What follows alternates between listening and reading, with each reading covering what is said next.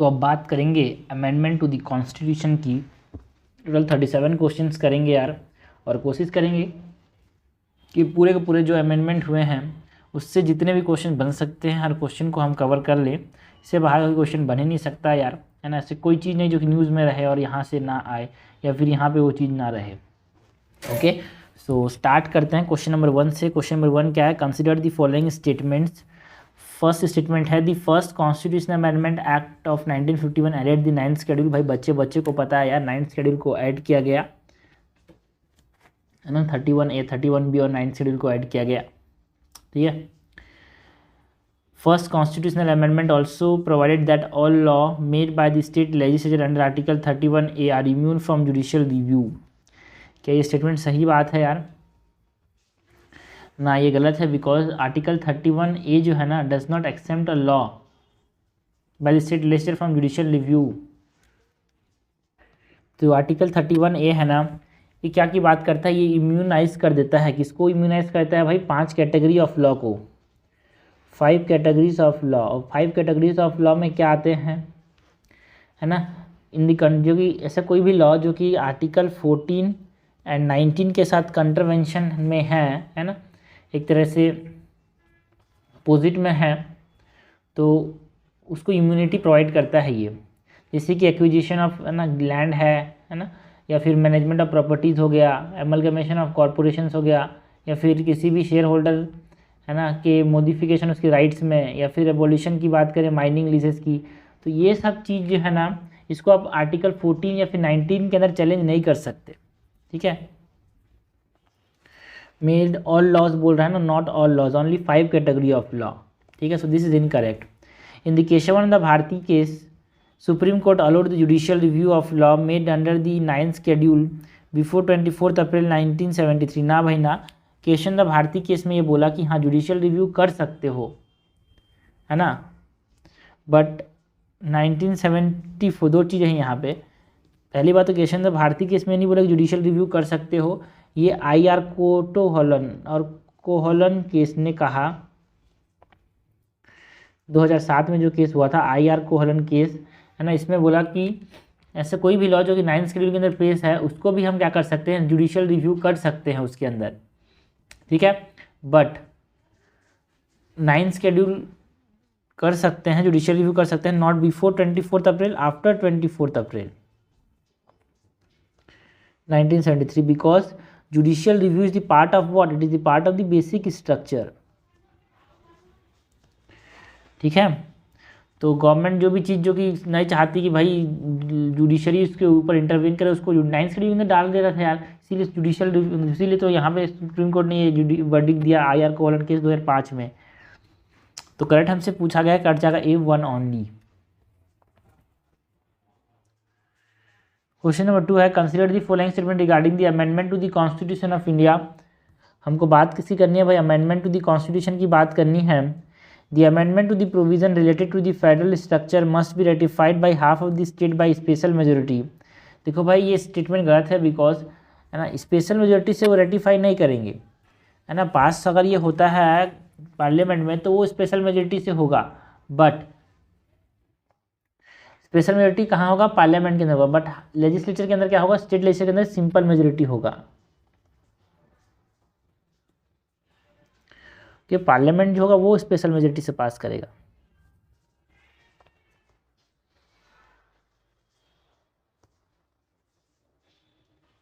Okay, this is incorrect.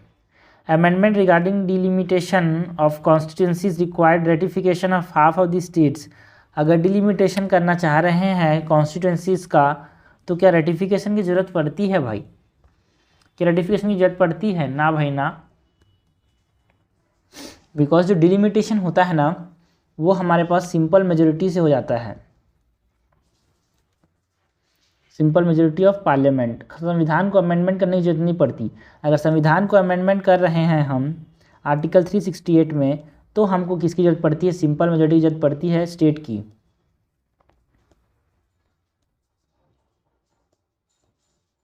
Okay, so correct हमसे पूछा गया है, करेक्ट क्या हो जाएगा? None of the above. Okay, तो क्वेश्चन नंबर 3 क्या है भाई, consider the following statement regarding the amendment to the constitution of India. हमको बात किसकी करनी है, फिर से अमेंडमेंट की बात करें तो अमेंडमेंट के बारे में पूछा जाएगा यार हमसे। Amendment to the constitution of India के बारे में बात करनी है। Amendment can be initiated by both the minister and the private member. क्या ये स्टेटमेंट सही बात है भाई? बिल्कुल सही बात है। मिनिस्टर मतलब जो कि मिनिस्टर हो, प्राइवेट मतलब जो कि मिनिस्टर ना हो, दोनों के अंदर हम दोनों अमेंडमेंट इनिशिएट कर सकते हैं भाई। Joint sitting can be initiated to resolve a deadlock on the issue of constitutional amendment. याद रखना, जो कॉन्स्टिट्यूशनल अमेंडमेंट है उनमें कोई भी जॉइंट सिटिंग का प्रोविज़न नहीं है। मनी बिल के अंदर भी कोई भी जॉइंट सिटिंग का प्रोविज़न नहीं है। Okay. 42nd constitutional amendment act made it mandatory for the president to give assent to the constitutional amendment bill. क्या स्टेटमेंट सही बात है? ना भाई ना, है ना। जो प्रेसिडेंट है must give his assent to the constitutional amendment bill, ठीक है। एंड वो विथहेल्ड नहीं कर सकता उस बिल को, रिटर्न भी नहीं कर सकता। ऐसा हमारे पास 42nd कॉन्स्टिट्यूशनल अमेंडमेंट से नहीं बोला गया था, ये 24th कॉन्स्टिट्यूशनल अमेंडमेंट से बोला गया था।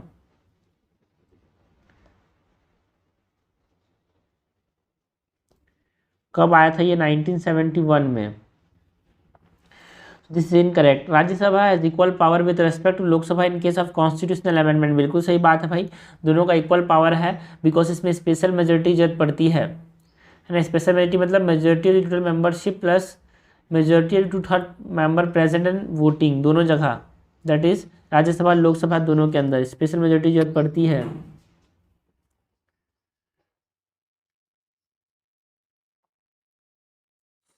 ओके। सो हमसे इनकट पूछा गया यार, इनकट क्या हो जाएगा? इनकट हो जाएगा 2 और 3, आंसर हो जाएगा बी। क्वेश्चन नंबर 4 है which of the following provision and which of the following provision required special majority of the parliament along with the ratification of states for their amendment, है ना। स्पेशल मेजोरिटी तो चाहिए भाई, उसके साथ ratification, कौन कौन सी चीज़ें चाहिए, कौन कौन से प्रोविजन चाहिए, हमसे पूछा गया है। करेक्ट, हमसे पूछा गया है।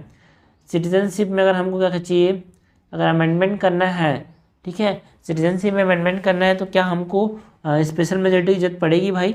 हाँ, बिल्कुल गलत बात है। सिटीजनशिप जो है सिंपल मेजोरिटी से भी अमेंड कर सकते हैं। Enlarging the jurisdiction the supreme court, ठीक है। तो अगर हमको सुप्रीम कोर्ट का जुरिडिक्शन को एनलार्ज करना है तो भी हमको स्टेट की रेटिफिकेशन की जरूरत नहीं है यार, है ना। हम वहाँ पे स्पेशल मेजोरिटी पार्लियामेंट से कर सकते हैं। आर्टिकल 368 बिल्कुल सही बात है। अगर आर्टिकल 368 को अमेंड करना है तो हमको स्टेट के परमिशन जरूरत पड़ेगी, बिकॉज आर्टिकल 368 जो है ना, यहाँ पे अगर हमने आर्टिकल 368 को ऐड किया वो तो फेडरल नेचर को बता रहा है, तो वहाँ पे हमको स्टेट की रेटिफिकेशन की जरूरत पड़ेगी। ऑफिशियल लैंग्वेजेस को अगर हमको अमेंड करना है तो स्टेट के रेटिफिकेशन जरूरत पड़ेगी। क्या? ना भाई ना, पार्लियामेंट अकेले इसको कर सकता है। Any of the list in the 7th schedule वही फेडरल नेचर को बता रहा है, तो हमको फेडरल नेचर की बात करनी है तो हमको स्टेट की रेटिफिकेशन जरूरत पड़ेगी यार। गुड्स एंड सर्विस टैक्स है ना, तो goods and service tax council को अगर हमको अमेंड करना है, जीएसटी काउंसिल को अमेंड करना है जो कि एक तरह से फेडरल रिस्पॉन्सिबल है, फेडरल नेचर का चीज़ है, तो हमको उसकी जरूरत पड़ेगी। तो हमारे पास करेक्ट आंसर हो जाएगा B. 3, 5 and 6 is correct. Question number 5 क्या है यार, कंसिडर दी फॉलोइंग पेयर्स के कुछ कॉन्स्टिट्यूशन अमेंडमेंट बताए जा रहे हैं और वो किसके साथ रिलेटेड है, ये हमसे पूछा गया है। 100 नंबर का जो कॉन्स्टिट्यूशनल अमेंडमेंट था, क्या वो हमारे पास एनजेक के साथ एनजेक के साथ रिलेटेड था भाई? NJAC is what? NJAC is the national judicial appointment commission, ठीक है ना भाई ना। जो एनजेक के साथ जो कॉन्स्टिट्यूशनल अमेंडमेंट एसोसिएटेड है वो 99th कॉन्स्टिट्यूशनल अमेंडमेंट है, ठीक है। जो 100 नंबर कॉन्स्टिट्यूशनल अमेंडमेंट है ना भाई, वो लैंड बाउंड्री, जो बैरवारी यूनियन मतलब लैंड बाउंड्री जो इंडिया ने बांग्लादेश में एक्सचेंज हुआ ना, उसके साथ ही रिलेटेड है यार।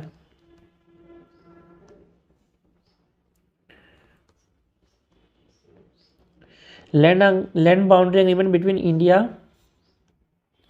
एंड बांग्लादेश। और 101 कॉन्स्टिट्यूशनल अमेंडमेंट जीएसटी के साथ रिलेटेड है, बिल्कुल सही बात है। 102nd कॉन्स्टिट्यूशनल अमेंडमेंट जो है reservation of seat in the parliament के साथ एसोसिएटेड है, क्या? ना भाई ना। 102nd कॉन्स्टिट्यूशनल अमेंडमेंट जो है वो ओबीसीज है ना, national commission for backward classes के लिए बात करता है, ओबीसीज की बात करता है, national commission for backward classes की बात करता है। 104th कॉन्स्टिट्यूशनल अमेंडमेंट जो था ना, वो था हमारे पास reservation of seats in the parliament की बात करता था, क्या? हाँ, जो हमारे पास reservation of seats in the parliament की बात कौन करता था, 104th कॉन्स्टिट्यूशनल अमेंडमेंट, जिसने जो एसटीज एंड एसटी के लिए जो हमारे पास रिजर्वेशन ऑफ सीट्स थे ना, उसको लोकसभा के अंदर एंड स्टेट लेजिस्लेटिव असेंबली के अंदर जो रिजर्वेशन थी उसको क्या किया भाई, एक्सटेंड किया। ठीक है, so this is incorrect because 102nd constitutional amendment deal with NCBC, that is national commission for backward classes, है ना, ओबीसी की बात करता है ये। सो हमसे क्या पूछा गया यार, हमसे पूछा गया करेक्टली मैच, तो करेक्टली मैच यहाँ पे सी पर सिर्फ सेकंड है, तो आंसर हो जाएगा यहाँ पे सी। क्वेश्चन नंबर 6 क्या है भाई, consider the following statement regarding 24th constitutional amendment. अभी मैंने 24th कॉन्स्टिट्यूशनल अमेंडमेंट को देखा था, क्या कि क्योंकि उसने बाइंडिंग बना दिया भाई पार्लियामेंट प्रेसिडेंट का असेंट को to the constitutional amendment bill. It excluded the constitutional amendment from the purview of law under article 13। क्या ये स्टेटमेंट सही बात है भाई, बिल्कुल सही बात है। It excluded the constitutional amendment from the purview of law under article 13। क्या स्टेटमेंट सही है भाई, बिल्कुल सही बात है। जो 24th कॉन्स्टिट्यूशनल अमेंडमेंट हुआ था, है ना, उसने क्या किया, आर्टिकल 13 एंड आर्टिकल 368 को अमेंड कर दिया, और उसने बोला कि भाई देखो हमारे पास कॉन्स्टिट्यूशनल अमेंडमेंट जो है ना, कॉन्स्टिट्यूशनल अमेंडमेंट जो है एक लॉ नहीं है, ऐसा बोला इसने। ठीक है, अब कॉन्स्टिट्यूशनल अमेंडमेंट एक लॉ नहीं है तो आप उसको क्या नहीं कर सकते, कैन नॉट बी चैलेंज्ड। ठीक है, ऐसा बोला भाई। Okay, supreme court in the Golaknath case upheld the validity of 24th constitutional amendment act. क्या ये स्टेटमेंट सही है यार, ना भाई ना। जो गोलकनाथ केस है उसमें सुप्रीम कोर्ट ने बोला कि फंडामेंटल राइट्स, है ना, can not be amended and okay, fundamental rights को आप अमेंड नहीं कर सकते, जिससे आप directive principles of state policy को, अगर आपको इस प्रिंसिपल को इफेक्ट में लाना है तो आप फंडामेंटल राइट्स को अमेंड नहीं कर सकते, ऐसा गोलकनाथ केस में बोला गया था। तो उस गोलकनाथ के जजमेंट को अपोज करने के लिए 24th कॉन्स्टिट्यूशनल अमेंडमेंट एक्ट लाया गया यार। सो दिस इज इनकरेक्ट बिकॉज इसमें अपहेल्ड नहीं कर रहे, दोनों अपोजिट बात करते हैं। वो बोलता है कॉन्स्टिट्यूशनल 24th कॉन्स्टिट्यूशनल अमेंडमेंट की हाँ भाई हम अफेक्ट कर सकते हैं, फंडामेंटल राइट्स को भी अमेंड कर सकते हैं। 24th constitutional amendment act of 1971 accorded precedence to article 39B and C over article 14 and 19। क्या स्टेटमेंट सही बात है यार, बिल्कुल गलत बात है। बिकॉज 24th कॉन्स्टिट्यूशनल अमेंडमेंट इसने बात नहीं की थी कि हमारे पास जो 39B एंड 39C के अंदर जो लॉज हैं उनको चैलेंज नहीं कर सकता on the grounds of contravention to article 14, 19 and 31। ऐसा 25th कॉन्स्टिट्यूशनल अमेंडमेंट ने बोला था कि आप क्या नहीं कर सकते, 39B और 39C के जो लॉज हैं, है ना, इन जो डायरेक्टिव प्रिंसिपल्स हैं इनको इम्प्लीमेंट करने के लिए हम आर्टिकल 14 को भी वायलेट कर सकते हैं, आर्टिकल 19 को भी वायलेट कर सकते हैं, आर्टिकल 31 को भी वायलेट कर सकते हैं। ये आर्टिकल 25th कॉन्स्टिट्यूशनल अमेंडमेंट बोलता है। ये करेक्ट हमसे पूछा गया है, करेक्ट जाएगा A1 ओनली। जो 39B है ना, ये किसके बारे में बात करता है, equitable distribution of material resource की बात करता है।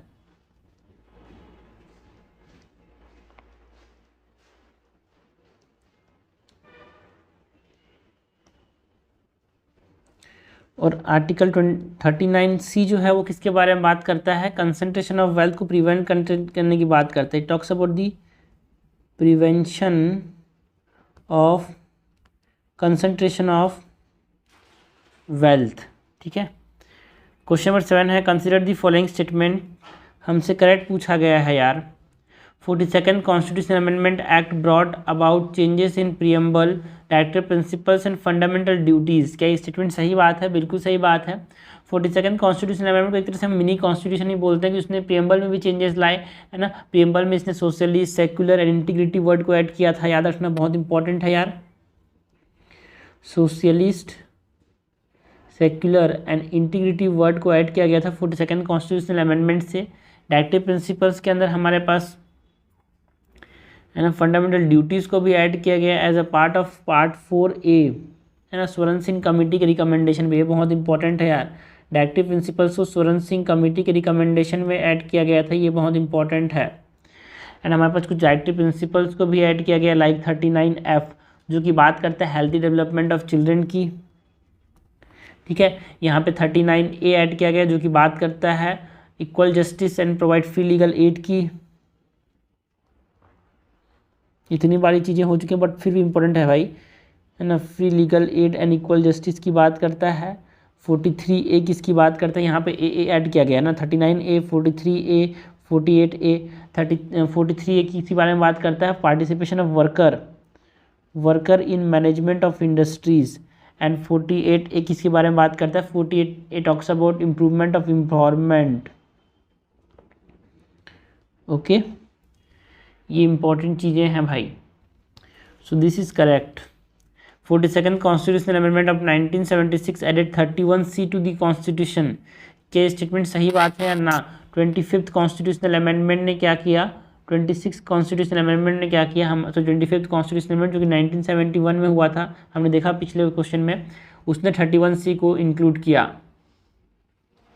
है ना, जिससे हम क्या कर पाए। जो 39B है जिसमें कंसंट्रेशन ऑफ वेल्थ को प्रिवेंट करने की बात करता है, एंड 39C जहाँ पे 39B में इक्वल डिस्ट्रीब्यूशन की बात करता है, 39C में प्रिवेंशन ऑफ वेल्थ की बात करता है। उसको इम्प्लीमेंट करने के लिए हमारे पास क्या किया गया ना, 31C इंक्लूड किया गया।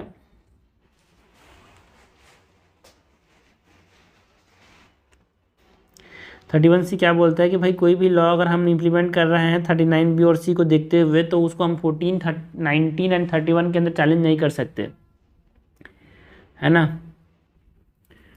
सो दिस इज इनकरेक्ट, हमसे करेक्ट पूछा है, करेक्ट जगह A1 ओनली। क्वेश्चन नंबर 8 है consider the following statements. Unlike the constitution of India, the constitution of united states of America give lower house of the parliament the sole power to impeach the president. क्या ये statement सही बात है यार। हमारे यहाँ lower house मतलब जो लोकसभा एक तरह से हमारे यहाँ, है ना, लोअर हाउस जिसको हम हाउस ऑफ रिप्रेजेंटेटिव्स बोलते हैं अमेरिका के अंदर, वहाँ पे सोल पावर है कि वो प्रेसिडेंट को इम्पीच कर सके। बिल्कुल सही बात है ना। वहाँ पे जो अपर हाउस जो हम यहाँ पे राज्यसभा बोलते हैं, है ना, राज्यसभा से जो इक्विवेलेंट है इसको हम वहाँ पे सेनेट बोलते हैं ना यार, उसके पास कोई पावर नहीं है इसके regarding. Contrary to the united states of America, no president has ever face impeachment proceedings in India. बिल्कुल सही बात है यार, अभी तक हमारे पास कोई भी इम्पीचमेंट प्रोसीडिंग्स इंडिया के किसी प्रेसिडेंट के खिलाफ नहीं हुआ है। अमेरिका में डोनाल्ड ट्रंप के खिलाफ 19 में भी हो गया था, 21 में भी हो गया था, है ना, बट इंडिया में अभी तक किसी के साथ ऐसा नहीं हुआ। करेक्ट हमसे पूछा गया, करेक्ट जगह बोथ 1 एंड 2। क्वेश्चन नंबर 19 है which one of the following is most appropriate regarding amendment to the constitution. हमको बात किसी करनी है अमेंडमेंट टू द कॉन्स्टिट्यूशन के बारे में अप्रोप्रिएट बताना है। Constitutional amendment act can not be introduced in Rajya Sabha, ना भाई ना, इसको लोकसभा या फिर राज्यसभा कहीं भी इंट्रोड्यूस कर सकते हैं। सो दिस इज इनकरेक्ट क्योंकि कन्नड़ बोल रहा है। Election procedure of the parliament and the state legislature required assent of the state legislature. क्या इलेक्शन प्रोसीजर जो है उसको देखने के लिए हमको क्या चाहिए भाई, असेंट चाहिए क्या स्टेट लेजिस्लेचर का। एक तरह से असेंट का मतलब सिंपल मेजोरिटी से आप इलेक्शन प्रोसीजर जो है पार्लियामेंट या फिर स्टेट लेजिस्लेचर उसको अमेंड कर सकते हो क्या, ना भाई ना, हमको क्या चाहिए भाई, स्पेशल मेजोरिटी चाहिए।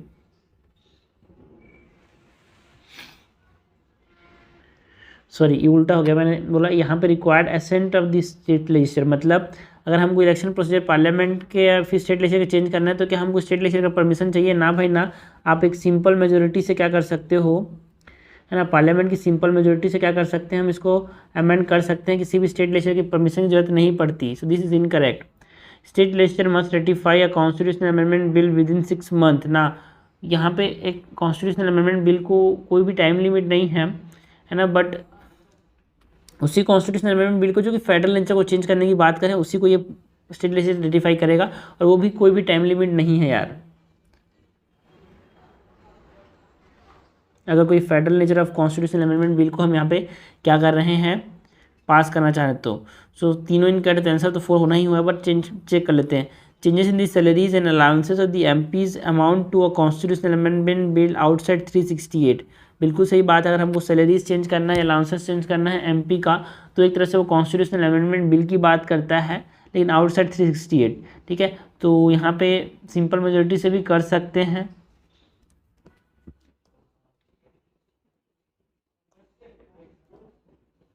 ओके, क्वेश्चन नंबर 10 है with reference to the Indian constitution consider the following statement, all the provisions of the Indian constitution can be easily amended by the parliament. क्या हर प्रोविजन को हम यहाँ पे इजीली अमेंड कर सकता है पार्लियामेंट भाई? ना भाई ना, जो बेसिक स्ट्रक्चर होता है उसको अमेंड नहीं कर सकता, ऐसा केशव भारती केस में बोला था, ठीक है। Some provisions of the constitution can be amended by simple majority of the parliament, बिल्कुल सही बात है। कुछ प्रोविजंस को आप सिंपल मेजोरिटी से भी अमेंड कर सकते हो जो कि आर्टिकल 368 के अंदर नहीं आते, जैसे एडमिशन एंड एस्टैब्लिशमेंट ऑफ नए स्टेट्स, ठीक है। हमारे पास सिटीजनशिप हो गया, देखा था हमने क्वेश्चन में, ठीक है। हमारे पास जो प्रिविलेजेस हैं पार्लियामेंट के अंदर वो, ठीक है ना, और जो कोरम है पार्लियामेंट के अंदर वो, salaries and allowances of the member अभी देखा हमने, ठीक है। Provisions relating to use of English language in parliament requires a special majority of parliament for amendment. क्या हमारे पास जो लैंग्वेज है इंग्लिश लैंग्वेज का यूज़, उसके लिए हमारे पास स्पेशल मेजोरिटी चाहिए? ना भाई ना, स्पेशल मेजोरिटी नहीं चाहिए, हम सिंपल मेजोरिटी से इसको अमेंड कर सकते हैं। Simple majority means it is outside the purview of article 368, so this is incorrect.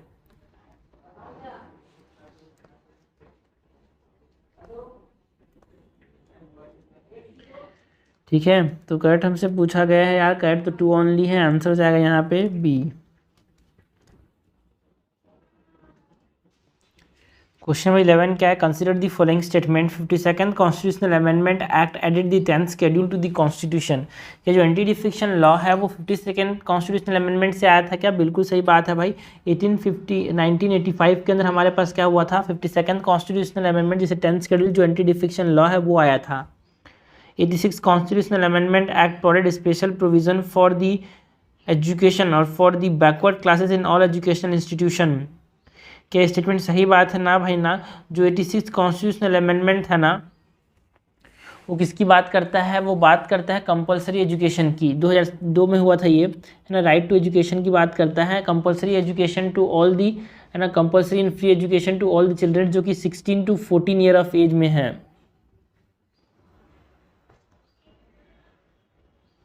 Compulsory education की बात करता है कि education compulsory and free education चालू हुआ था यहाँ पे 86 कॉन्स्टिट्यूशनल अमेंडमेंट से 2002 में।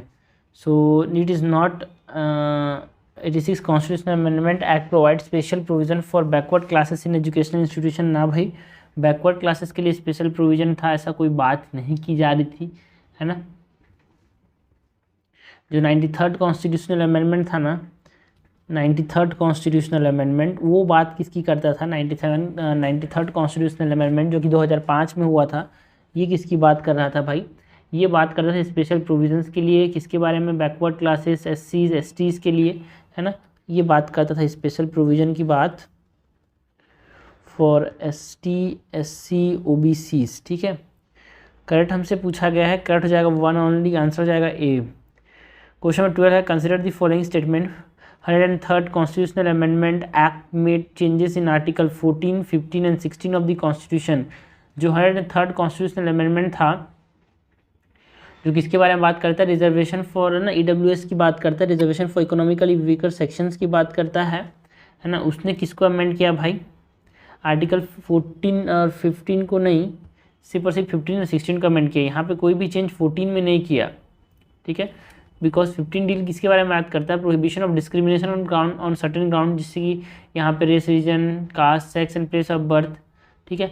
एंड 16 जो है वो इक्वालिटी ऑफ अपॉर्चुनिटीज़ की बात करता है। सो इन दोनों में इसने क्या किया यहाँ पे, है ना, चेंजेस लाए, ठीक है। So not 14, so this is incorrect. 86 constitutional amendment added article 21A to the constitution, बिल्कुल सही बात है यार। 21A ने क्या किया, है ना, 86 कॉन्स्टिट्यूशनल अमेंडमेंट हमने देखा 2005 में, 2002 में हुआ था, जिसने फ्री एंड कंपलसरी एजुकेशन की बात की, है ना। हर आदमी को अपने बच्चे को पढ़ाना है भाई 6 से 14 साल के बीच को, ये 21A बोलता है, ठीक है ना। ये आर्टिकल 21A बोलता है, जो कि हमने देखा 2002 में 86 कॉन्स्टिट्यूशनल अमेंडमेंट से ऐड किया गया था, ठीक है। तो करेक्ट हमसे पूछा गया यार, करेक्ट हो जाएगा B2 ओनली। क्वेश्चन नंबर 13 है कंसिडर द फॉलोइंग स्टेटमेंट 86। देखो भाई बहुत इंपॉर्टेंट है, बार बार 86 कॉन्स्टिट्यूशनल अमेंडमेंट के बारे में पूछ रहा है, तो आपको इतने बार क्वेश्चन बनाओगे दिमाग में छप जाएगा भाई 86 constitutional amendment talks about what, it talks about free and compulsory education to all the childrens in the age group of 14 to 6 years। 86 constitutional amendment act made changes in the fundamental rights only. के इसी पर सिर्फ fundamental rights में ही changes लाया ना भाई ना, गलत है भाई। इसने सिर्फ और सिर्फ फंडामेंटल राइट्स में ही चेंजेस ना किए, इसने डायरेक्टिव प्रिंसिपल्स में भी चेंजेस लाए हैं, डीपीएसपीज में भी चेंजेस लाए हैं। मतलब इसने क्या किया, आर्टिकल 45 बनाया भाई, आर्टिकल 45 में चेंजेस लाए। मतलब है ना, ये फंडामेंटल ड्यूटी बनती है, किसकी फंडामेंटल ड्यूटी बनती है भाई, फंडामेंटल ड्यूटी बनती है। और हमारे पास डायरेक्टिव प्रिंसिपल्स में भी चेंज लाया, जिसमें बोला कि अर्ली जो सरकार है उसको क्या करना है भाई, early childhood care and education देना है।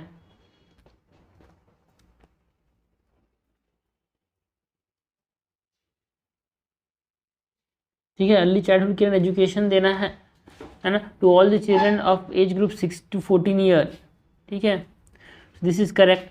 एंड ऑल्सो यहाँ पे फंडामेंटल ड्यूटीज़ के अंदर लाया भाई, एक हमारे पास चेंजेस फंडामेंटल ड्यूटीज़ में किया है, 51A लाया, फंडामेंटल ड्यूटीज़ के अंदर चेंजेस लाए हैं यहाँ पे, फंडामेंटल ड्यूटीज़ के अंदर चेंजेस लाए हैं यहाँ पे। ठीक है, फंडामेंटल ड्यूटीज़ में बताया कि गार्जियन या पेरेंट्स की क्या होती है, फंडामेंटल ड्यूटीज़ बनती है कि वो अपने बच्चे को अपॉर्चुनिटी दें, अपॉर्चुनिटी ऑफ एजुकेशन दें अपने बच्चे को, है ना, जो कि 6 से 14 साल के बीच में है, उसको अपॉर्चुनिटी ऑफ एजुकेशन दें, है ना, ये उसकी हमारे पास फंडामेंटल ड्यूटी बनती है। तो सिर्फ और सिर्फ इसमें फंडामेंटल राइट्स में चेंजेस नहीं लाए, फंडामेंटल राइट तो बनती ही बनती है आर्टिकल 21A में भाई, किसी भी चिल्ड्रंस की कि उसको एजुकेशन मिले, फ्री एंड कंपल्सरी एजुकेशन मिले 6 से 14 साल तक, उसकी फंडामेंटल राइट है। एंड डायरेक्टिव प्रिंसिपल्स भी चेंजेस लाए कि हाँ सरकार की भी जिम्मेदारी बनती है कि उसको early childhood care and education they, and बच्चे पेरेंट्स की भी जिम्मेदारी बनती है 51A के अंदर कि वो क्या करे, है ना, अपने बच्चे को पढ़ाए। तीनों जगह चेंजेस लाए थे, फंडामेंटल राइट्स में भी, डीपीएसपीज में भी और फंडामेंटल ड्यूटीज़ में भी। सो फर्स्ट इज इनकरेक्ट यार। 44th constitutional amendment act dealt with promoting equal justice and providing free legal aid to the poor. क्या 44th constitutional amendment free legal aid की बात करता है? ना भाई ना, हमने इतने बार देख लिया।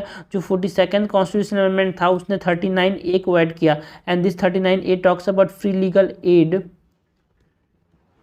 And equal justice.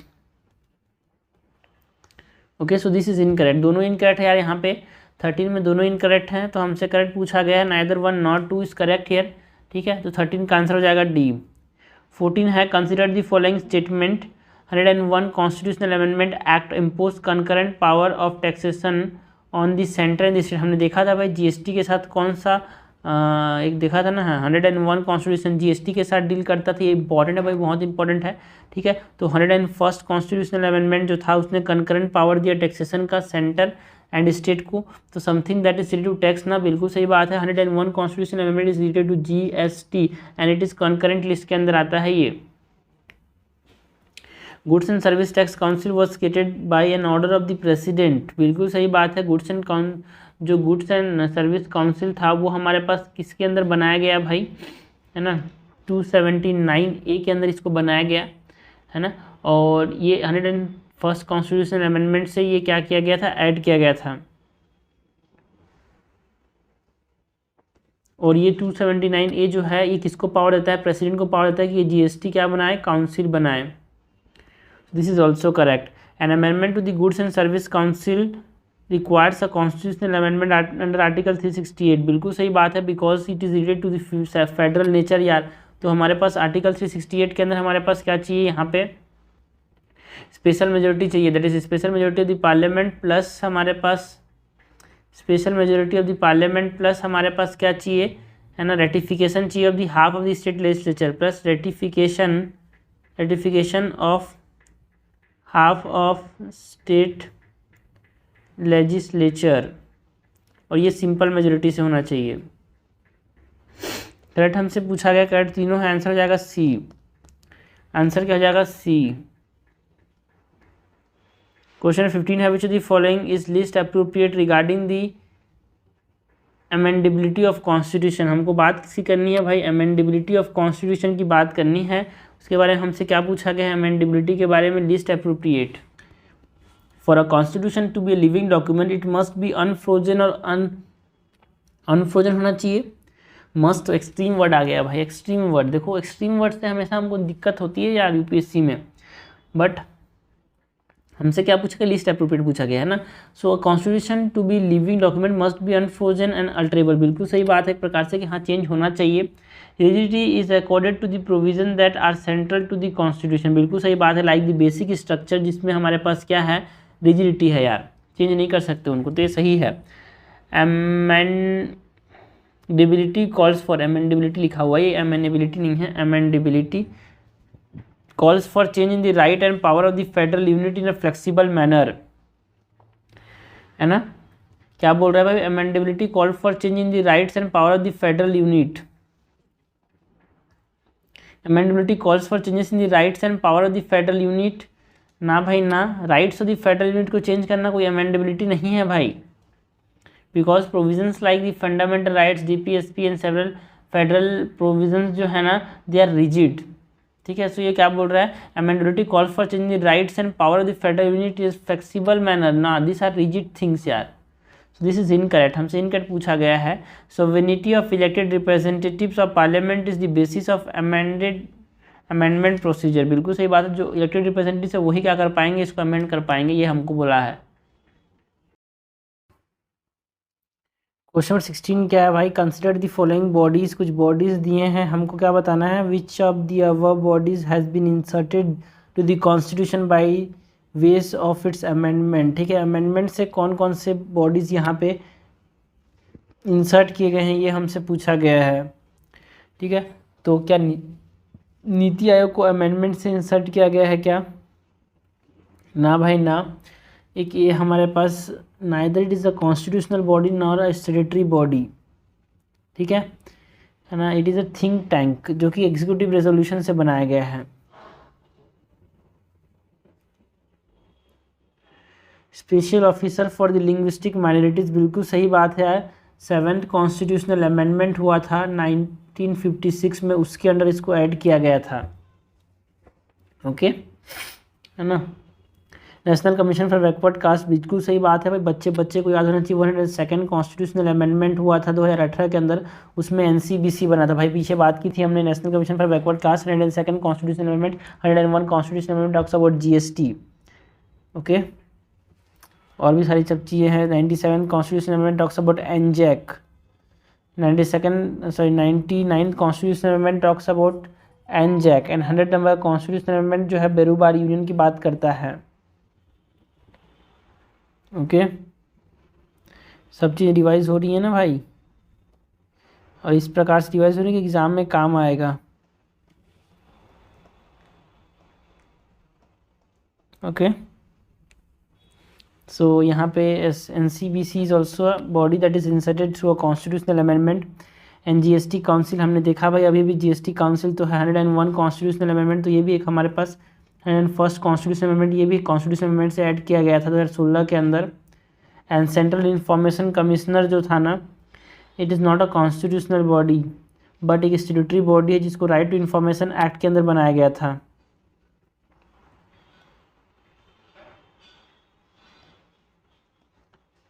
Right to information act 2005 के अंदर इसको बनाया गया था, एक स्टेट्यूटरी बॉडी है। दिस इज इनकरेक्ट, हमसे करेक्ट पूछा गया है, करेक्ट हो जाएगा 2, 3, 4, आंसर हो जाएगा B.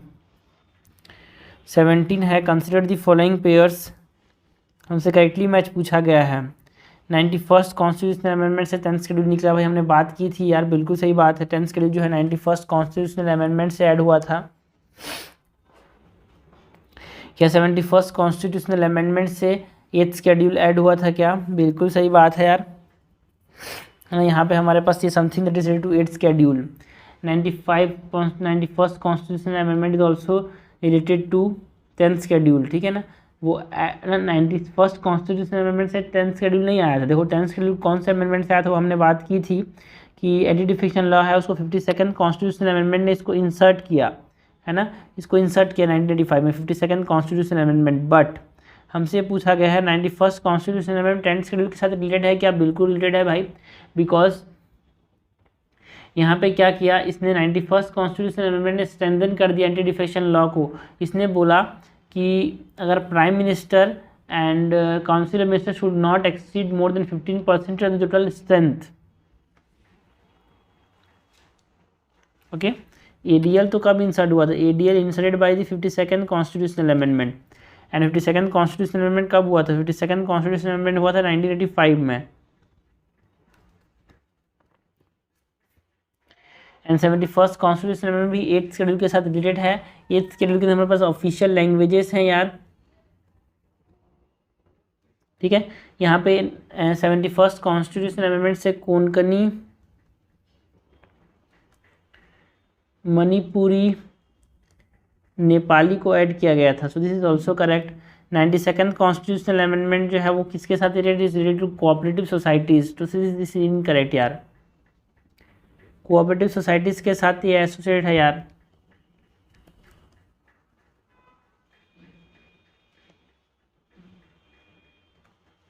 Eighty 89th constitutional amendment जो है हमने बात की कि 89th constitutional amendment is related to national commission for,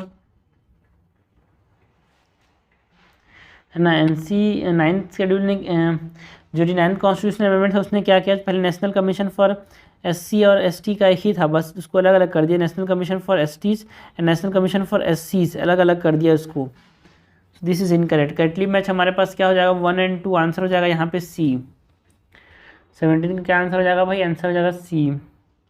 18 number question है, consider the following statement rearrangement of items among the 3 list in the 7th schedule of the constitution does not require constitutional amendment. अगर हमको rearrangement करना है 7th schedule जो कि central state and concurrent list की बात करता है, उसके अंदर जो आइटम्स हैं उनका अगर हमको क्या करना है भाई, रीअरेंजमेंट करना है, क्या उसके लिए कॉन्स्टिट्यूशनल अमेंडमेंट की जरूरत नहीं पड़ती, ना भाई ना। अगर हमको रीअरेंज करना है ना तब भी हमारे पास कॉन्स्टिट्यूशनल अमेंडमेंट की जरूरत पड़ेगी। एंड इस प्रकार का कॉन्स्टिट्यूशनल अमेंडमेंट है जिसमें फेडरल नेचर का है, तो हमारे पास special majority of the parliament and ratification of the half of the states, ratification of half of states, this is incorrect भाई। जैसे 42nd कॉन्स्टिट्यूशनल अमेंडमेंट के तौर पे हम बात करें तो उसमें हमारे पास कुछ है ना 5 सब्जेक्ट्स जैसे कि एजुकेशन हो गया, फॉरेस्ट हो गया, है ना, उनको क्या कर दिया गया, कंकरेंट लिस्ट से स्टेट लिस्ट में कन्वर्ट कर दिया गया, तो जिसके लिए हमारे पास क्या की जरूरत पड़ी थी, अमेंडमेंट करने की जरूरत पड़ी थी। The state finance commission was added to the constitution by the way of amendment to the constitution. बिल्कुल सही बात है भाई, जो स्टेट फाइनेंस कमीशन है ना वो अमेंडमेंट करके ऐड किया गया था under 73rd and 74th constitutional amendment, है ना, जहाँ पे हम बात करते हैं पंचायती राज इंस्टीट्यूशंस की एंड म्यूनसिपैलिटीज़ की, उसके अंदर हमारे पास स्टेट फाइनेंस कमीशन बनाया गया था। This is correct. हमसे करेक्ट पूछा गया, करेक्ट जाएगा B2 ओनली। क्वेश्चन नंबर 19 है, consider the following statement about this 42nd constitutional amendment act. हमको 42nd कॉन्स्टिट्यूशनल अमेंडमेंट एक्ट की बात करनी है कि 42nd constitutional amendment act the act made provisions for establishment of administrative tribunals. क्या इसने administrative tribunals बनाने की बात की भाई? बिल्कुल सही बात है। 42nd कॉन्स्टिट्यूशनल अमेंडमेंट को हम एक मिनी कॉन्स्टिट्यूशन बोलते हैं कि इसमें बहुत सारी बात की गई थी यार, ठीक है। एडमिनिस्ट्रेटिव ट्राइब्यूनल्स बनाने की बात तो की गई थी। द एक्ट डिड नॉट और the act did away with the requirement of quorum in the parliament and the state legislature. बिल्कुल सही बात है यार, जो कोरम की जरूरत पड़ती थी कहाँ पे, पार्लियामेंट के अंदर एंड स्टेट लेजिस्लेचर, उसको हटा दिया था, बट उसको फिर से वापस से रिस्टोर कर दिया गया 44th कॉन्स्टिट्यूशनल अमेंडमेंट से। बिकॉज एक तरह से ये तानाशाही चल रही थी इंदिरा गांधी की, अपने मजे से कुछ भी कर रहा था, कर रही थी वो, इसीलिए 44th इसको रिस्टोर कर दिया गया था। बट हाँ, 42nd के अंदर हमारे पास जो रिक्वायरमेंट है कोरम, उसको हटा दिया गया था। It deleted the right to property from the list of fundamental right and made it only a legal right. ना भाई ना, ये 44th कॉन्स्टिट्यूशनल अमेंडमेंट था जिसमें हमारे पास क्या किया गया था, जो कि 1978 में हुआ था। उसने जो हमारे पास पहले राइट टू प्रॉपर्टी को, जो फंडामेंटल राइट था ना, उसको हटा के क्या कर दिया गया कि लीगल राइट बना दिया गया। करेक्ट हमसे पूछा गया, करेक्ट जाएगा A1 and 2 only. Question number 20 है, consider the following statement regarding the constitutional amendment bill when it is passed by both house of the parliament. हमको बात किसी करनी है, कॉन्स्टिट्यूशनल अमेंडमेंट बिल की बात करनी है। The president must give his assent to the bill. बिल्कुल सही बात है यार, कॉन्स्टिट्यूशनल अमेंडमेंट बिल में प्रेसिडेंट को असेंट देना ही पड़ेगा, वो विथहोल्ड भी नहीं कर सकता, रिजेक्ट भी नहीं कर सकता। The president can withhold the assent to the bill, ना भाई ना। The president can return the bill for the reconsideration to the parliament, ना भाई ना। The bill does not require the assent of the president if it is passed with a special majority of the parliament and the ratification of the half of the state। गलत बात है, because no provision requiring president assent to a bill, ऐसा नहीं है कोई भी provision जिसमें parliament से पास हो और उसके बिना एसेंट के पास हो जाए, सो ऐसा ये भी इनकरेक्ट है भाई, है ना। उसको इसकी परमिशन चाहिए, बट बाद में जरूरी हो सकता है, बट हाँ परमिशन तो चाहिए होगा यार। और ये जो कंपलसरी था उसका एसेंट को कंपलसरी कब बना दिया गया, ऑब्लिगेटरी कब बना दिया गया, हमने देखा था भाई 24th कॉन्स्टिट्यूशनल अमेंडमेंट ने क्या किया, जो एसेंट था ना कॉन्स्टिट्यूशनल अमेंडमेंट बिल में उसको क्या कर दिया गया, कंपलसरी बना दिया गया, ऑब्लिगेटरी बना दिया गया, किसके लिए, प्रेसिडेंट के लिए। करेक्ट हमसे पूछा गया, करेक्ट जाएगा A1 ओनली। क्वेश्चन 21 है, which one of the following constitutional amendment act added the 9th schedule to the Indian constitution. ठीक है, तो 9th शेड्यूल को किसने ऐड किया, 9th शेड्यूल जो कि किसके बारे में बात करता है यार, है ना, इम्यून फ्रॉम जुडिशियल रिव्यू। तो बच्चे को पता होना चाहिए फर्स्ट कॉन्स्टिट्यूशनल अमेंडमेंट ने क्या किया, 9th शेड्यूल को ऐड किया, that make any provision immune to judicial review. ठीक है, 14th कॉन्स्टिट्यूशनल अमेंडमेंट किसके बारे में है भाई, जो 14th कॉन्स्टिट्यूशनल अमेंडमेंट है, it talks about what, it talks about the Puducherry को जो हमने लिया है, incorporation of Puducherry.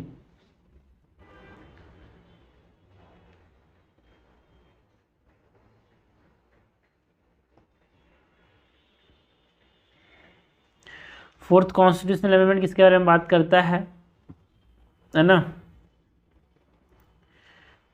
Compensation given to the compulsory acquisition of private property, compensation given to compulsory acquisition of private property। 40 और जो 17th कॉन्स्टिट्यूशनल अमेंडमेंट है उसने क्या किया भाई, 1964 में जो हुआ था उसने 44 मोर एक्ट्स, जो 9th शेड्यूल के अंदर और भी कुछ एक्ट डाल दिए जो कि इम्यून हो जाए जुडिशियल रिव्यू से, एड मोर एक्ट्स। ठीक है, क्वेश्चन नंबर 22 है, which constitutional amendment act of the Indian constitution made the right to property only a legal right. तो बच्चे को पता होना चाहिए कि कौन सा कॉन्स्टिट्यूशनल अमेंडमेंट से जो राइट टू प्रॉपर्टी था वो एक कॉन्स्टिट्यूशनल राइट नहीं रहा, सिर्फ एक लीगल राइट बन गया। ठीक है, सो जो 42nd कॉन्स्टिट्यूशनल अमेंडमेंट था उससे, 44th कॉन्स्टिट्यूशनल अमेंडमेंट है उससे, दो चीज़ में कन्फ्यूजन होता है, 44th था कि 42nd था। तो हमने क्वेश्चन में देखा था भाई पिछले बार में 44th कॉन्स्टिट्यूशनल अमेंडमेंट ने क्या किया, हमारे पास एक क्वेश्चन था यार, कौन सा था यार,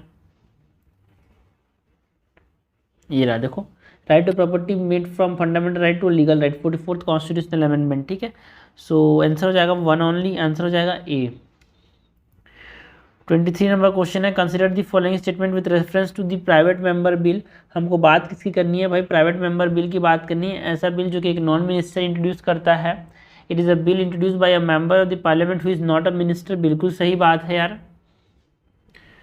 okay, private member bill are only restricted to bill proposed by the members of the opposition party in parliament. ना भाई ना, अपोजिशन पार्टी का हो ऐसा जरूरी नहीं है ना, पार्टी का भी हो सकता है बट वो मेंबर ना हो, ठीक है, मतलब मिनिस्टर ना हो। So this is not correct.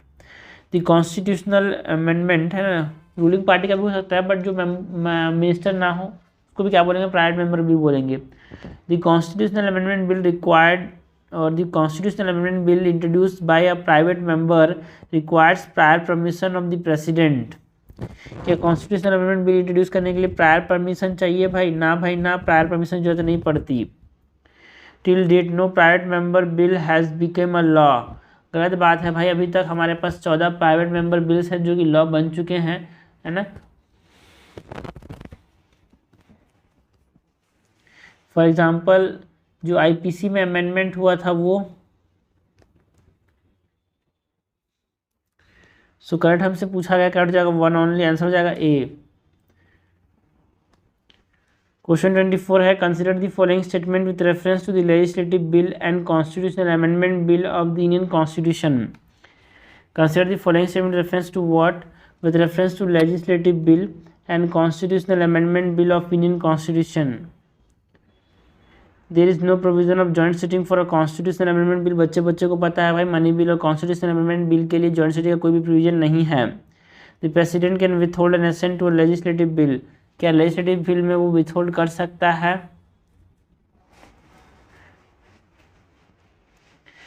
बिल्कुल कर सकता है यार, रिटर्न भी कर सकता है। The constitution can not be amended bye a simple majority. ना भाई ना, कुछ जगह सिंपल मेजोरिटी से भी अमेंड कर सकते हैं चीज़ों को, है ना। जैसे सिंपल मेजोरिटी एग्जांपल, सिटीजनशिप जो कि कॉन्स्टिट्यूशन का पार्ट है, उसको हम क्या कर सकते हैं, सिंपल मेजोरिटी से भी अफेक्ट क्या कर सकते हैं, अमेंड कर सकते हैं। तो constitution can be amended by simple majority, special majority and special majority of both house with ratification of half of the state. 3 तरीके से हम क्या कर सकते हैं, कॉन्स्टिट्यूशन को अमेंड कर सकते हैं। ओके। फोर्थ है the constitutional amendment bill can be introduce in either house of the parliament and in state legislature. देखो भाई, स्टेट लेजिस्लेचर के अंदर इंट्रोड्यूस नहीं कर सकते, सिर्फ और सिर्फ either house of the parliament, Lok Sabha या फिर राज्यसभा में इंट्रोड्यूस कर सकते हैं, स्टेट लेजिस्लेचर में इंट्रोड्यूस नहीं कर सकते।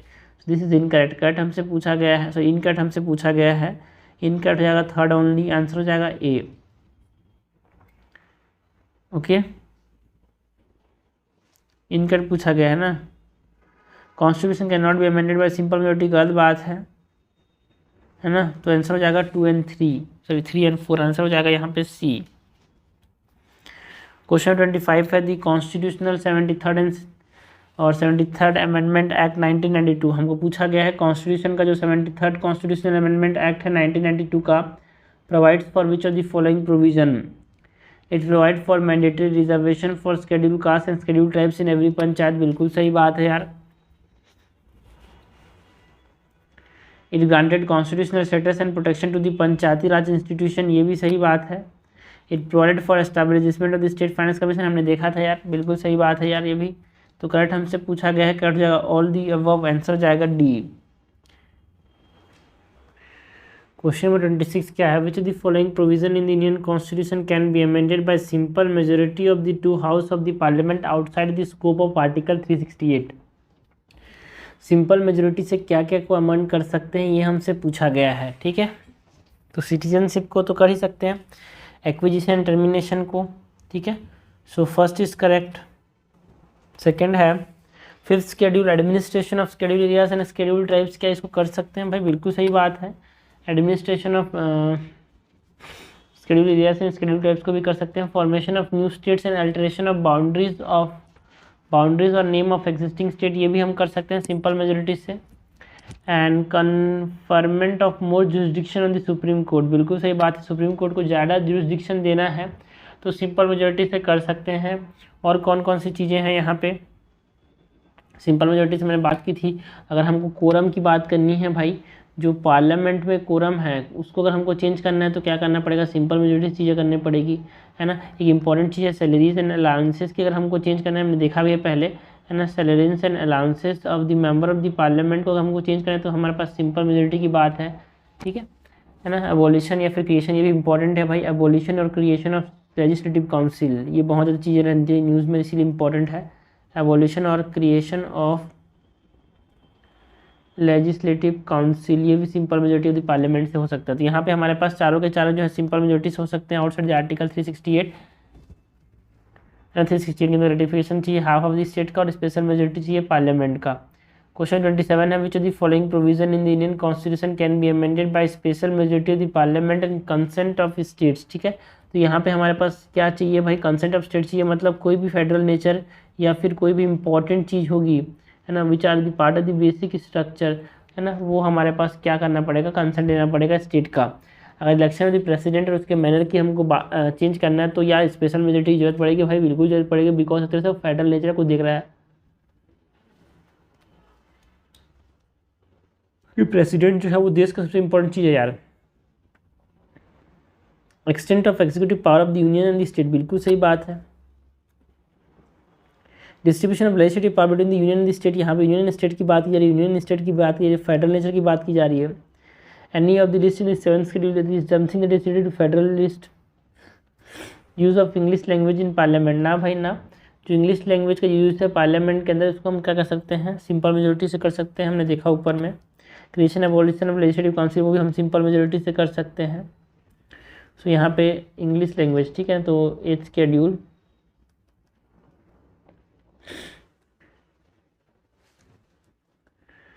सो करेक्ट हमसे पूछा गया, करेक्ट जाएगा 1 2 3 4, आंसर हो जाएगा डी।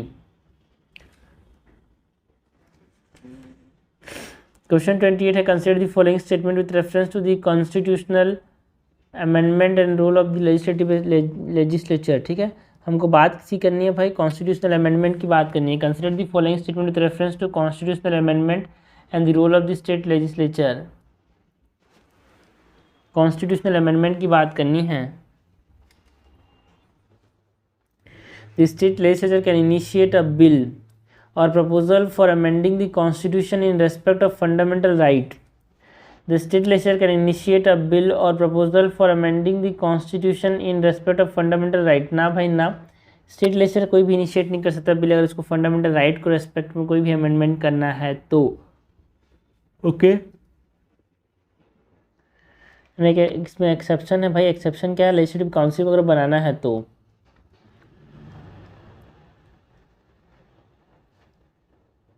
ठीक है, बट यूएस के अंदर यहाँ पे लेजिस्लेटिव स्टेट लेजिस्लेचर भी यहाँ पे क्या कर सकता है? इनिशिएट कर सकता है कोई भी बिल को। ठीक है, one only in a few cases when the consent of the state legislature is required then the consent of only half of them is sufficient to pass the constitutional amendment bill. बिल्कुल सही बात है यार। Constitution prescribes the time frame of 6 months within which the state legislature should ratify or reject an amendment submitted। ना भाई ना, हमने एक पहले बात की कि कोई भी ऐसा नॉट प्रिस्क्राइब टाइम लिमिट है यार।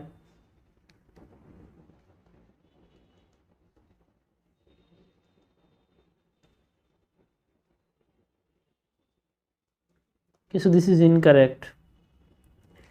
हमसे इनकरेक्ट ही पूछा गया है। इनकरेक्ट जाएगा 1 and 3, आंसर हो जाएगा यहाँ पे डी।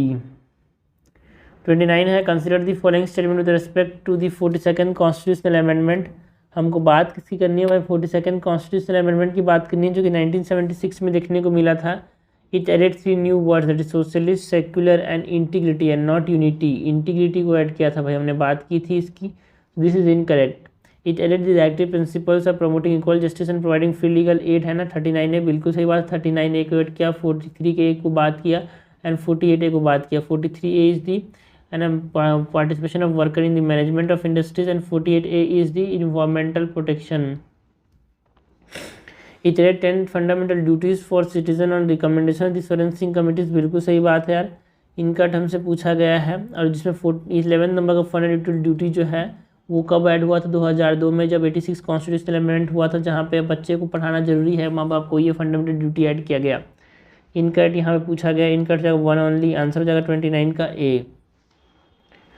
ठीक है,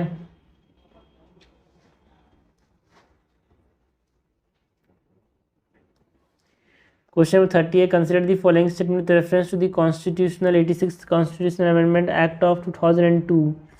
हमको 86 कॉन्स्टिट्यूशनल अमेंडमेंट की बात करनी है भाई। A new article 21A has inserted which made right to education of fundamental right for children between 6 to 18 year. बिल्कुल सही बात है यार। 86 कॉन्स्टिट्यूशनल अमेंडमेंट से फंडामेंटल राइट ऐड किया गया, डीपीएसपी में कुछ ऐड किया गया एंड फंडामेंटल ड्यूटी में कुछ ऐड किया गया। It made education for all children below 6 year a directive principles of state policy. क्या ये स्टेटमेंट सही बात है यार? हमने देखा भी था कि बिल्कुल सही बात है। 6 साल से नीचे तक हर बच्चे की एजुकेशन क्या कर दी गई? स्टेट की जिम्मेदारी बना दी गई। के early childhood care and education to all children जब to the age of 6 year. There was no change in fundamental duties. गलत बात है भाई, 51A ऐड किया गया। 51A में हमारे पास जो पेरेंट हैं उनको अपने बच्चे को पढ़ाना पड़ेगा। Parent should provide the opportunity for education to his child.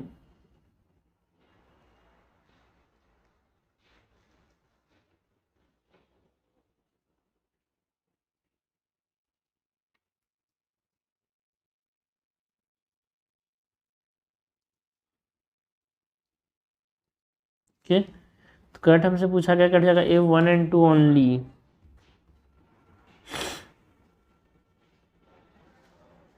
Question 31 है, under which of the following constitutional amendment act 4 new languages Bodo, Santhali, Maithili and डोंगी were added to the list of the languages under the 8th schedule of the Constitution of India, thereby raising the number to 22 languages.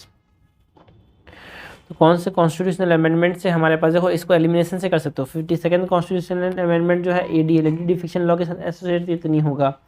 99 जो है वो एनजेक के साथ, अभी जो बात की अभी तक उसकी बात कर रहे हैं, एनजेक के साथ एसोसिएटेड ये नहीं होगा। देखो 1969 तो कुछ ज़्यादा ही पुराना लग रहा है यार, है ना। 69 तो कुछ ज़्यादा ही पुराना लग रहा है। एंड 69 जो है वो हमारे पास स्पेशल स्टेटस दिया गया था दिल्ली को, है ना, स्पेशल स्टेटस दिया गया था, तो उसके बारे में है। बट जो 92nd कॉन्स्टिट्यूशनल अमेंडमेंट था ना, 92nd कॉन्स्टिट्यूशनल अमेंडमेंट जो कि 2003 में हुआ था, ये हमारे पास इसने ऐड किया ये 4 लैंग्वेजेस को, ठीक है।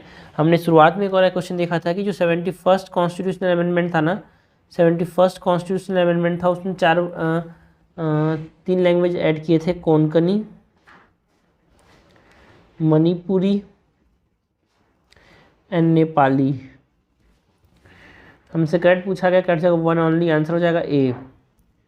क्वेश्चन में 32 है, कंसीडर द फॉलोइंग स्टेटमेंट। हमसे करेक्ट पूछा गया है, the 44th amendment to the constitution of India introduce an article placing the election of the prime minister beyond judicial review. ना, ये 44th कॉन्स्टिट्यूशनल अमेंडमेंट नहीं है, 42nd कॉन्स्टिट्यूशनल अमेंडमेंट ने add किया था, है ना। तानाशाही चल रही थी एक प्रकार से इंदिरा गांधी की, तो उसको रिवर्स कर दिया गया 44th में, ठीक है, रिपील कर दिया गया इसको, 44th में ऐड किया गया था 42nd से। Supreme court of India stuck down 99th constitutional amendment to the 99th amendment क्या था, मैंने बोला नेशनल जुडिशियल अपॉइंटमेंट कमेटी के रेफरेंस में था ये। 97th जो था वो क्या था, कोऑपरेटिव्स की बात करता था, ठीक है। Supreme court of India stuck down the 99th constitutional amendment to the constitution of India as being violative of the independence of judiciary. बिल्कुल सही बात है यार। This 24th amendment to the constitution of India made the president beyond the advice of the cabinet, नहीं, president bound to the advice of the cabinet. क्या ये statement सही बात है? पहले था प्रेसिडेंट, है ना, शैल एक्ट नहीं था, ठीक है ना, कैन एक्ट था, बट शैल एक्ट कर दिया गया 42nd कॉन्स्टिट्यूशनल अमेंडमेंट से, ठीक है। तानाशाही चल रही थी 42nd में, not 24th, so this is incorrect. और ये एनजेक का जो ये आया था 2015 में आया था 99th कॉन्स्टिट्यूशनल अमेंडमेंट, और उससे पहले 97th कॉन्स्टिट्यूशनल अमेंडमेंट कब आया था, 2013 में। करेक्ट हमसे पूछा गया, करेक्ट जाएगा बी, टू ओनली, ठीक है, करेक्ट जाएगा B, two only. Question number 33 है, the 9th schedule was introduce in the constitution of India during the prime ministership of. तो 9th शेड्यूल कैसे इंट्रोड्यूस किया गया, मैंने बोला था भाई 52nd कॉन्स्टिट्यूशनल अमेंडमेंट से ऐड किया गया था। क्या देखो सर, 52nd कॉन्स्टिट्यूशनल अमेंडमेंट से एंटी डिफिक्शन लॉ को ऐड किया गया था, है ना। And anti defection law is 10th schedule. हमको 9th शेड्यूल की बात करनी है। 9th शेड्यूल जो फर्स्ट कॉन्स्टिट्यूशनल अमेंडमेंट से ऐड किया गया था, उस समय कौन थे भाई, प्रेसिडेंट, प्राइम मिनिस्टर कौन थे, जवाहरलाल नेहरू, ठीक।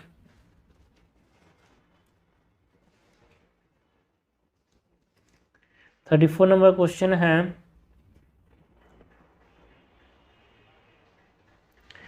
Consider the following amendment with their provision. अभी भी बात की थी भाई 71st कॉन्स्टिट्यूशनल अमेंडमेंट में 3 शब्द को 3 लैंग्वेज को ऐड किया गया था, कोंकणी, मणिपुरी, नेपाली। बिल्कुल सही बात है। और 4 लैंग्वेजेस बोडो, संथाली, मैथिली को ऐड किया गया था 92nd कॉन्स्टिट्यूशनल अमेंडमेंट से। 92nd से हमारे पास 4 शब्द बोडो, सांथली, मैथिली, डोंगी। 104, तो 104 जो था वो EWS के लिए था, NCBC के लिए 102nd कॉन्स्टिट्यूशनल अमेंडमेंट था, ठीक है। सो 34 का हमारे पास सेकेंड इज इनकरेक्ट यार, ठीक है ना। तो सॉरी, ये तो 100 जो ये EWS है वो 103 था, है ना। जो 104 था वो किसके बारे में था कि जो हमारे पास रिजर्वेशन है ना भाई, STs एंड SCs का, उसको बढ़ा देना in both the state legislature as well as the Lok Sabha. Reservation of SC and ST, SC और ST को मिला के क्या होता है, 4 शब्द होते हैं, इसीलिए याद रखना, इसको बात करता है ये। 52nd constitutional anti defection law 10th schedule, बिल्कुल सही बात है।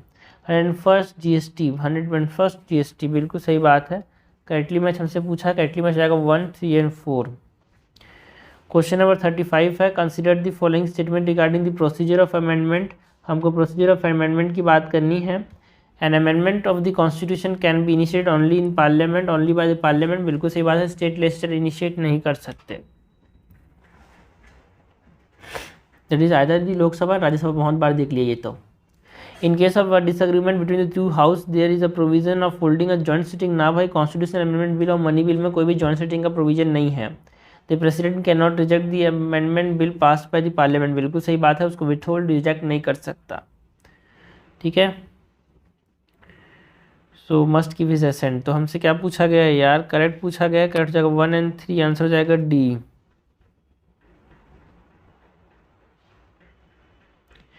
क्वेश्चन 36 है, which the following provision of the constitution can be amended by simple majority of parliament. हमसे बोला गया simple majority of the parliament से क्या क्या को अमेंड कर सकते हैं। Abolition of creation of the legislative council को, बिल्कुल सही बात है। Directive principles of state policy, ना भाई ना, डायरेक्टिव प्रिंसिपल्स को हमको करना है तो हमको करना पड़ेगा, स्पेशल मेजोरिटी लेना पड़ेगा। And use of English language in parliament, अभी देखा ऊपर में, बिल्कुल सही बात है, करेक्ट हमसे पूछा गया 1 और 3, आंसर हो जाएगा डी। क्वेश्चन नंबर 37 है, with reference to Indian constitution which of the following are considered as a part of the basic structure. Basic structure के कौन कौन से पार्ट हैं। Secular character of the constitution, बिल्कुल सही बात है, जो सेक्युलर कैरेक्टर है वो किसका पार्ट है भाई, बेसिक स्ट्रक्चर का पार्ट है। जो वेलफेयर स्टेट है वो भी एक बेसिक स्ट्रक्चर का पार्ट है। Power of the subordinate court, ये कोई भी बेसिक स्ट्रक्चर का पार्ट नहीं है। Okay, and effective access to justice is part of the basic structure, correct हमसे पूछा गया, करेक्ट हो जाएगा सी 1, 2 और 4। तो ये हमारे पास क्वेश्चन देखे भाई अमेंडमेंट टू द कॉन्स्टिट्यूशन से।